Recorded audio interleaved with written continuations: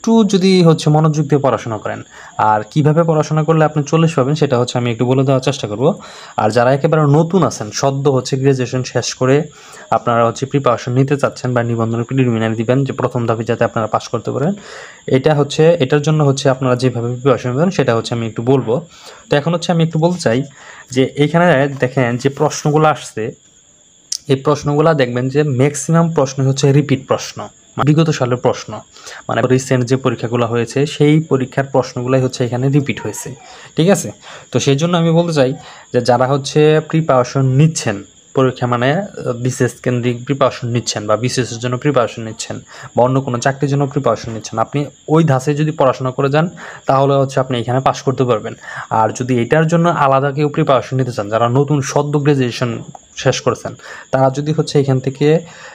মানে হচ্ছে প্রিপারেশন নিতে চান, তারা কীভাবে প্রিপারেশন নেবেন সেটা হচ্ছে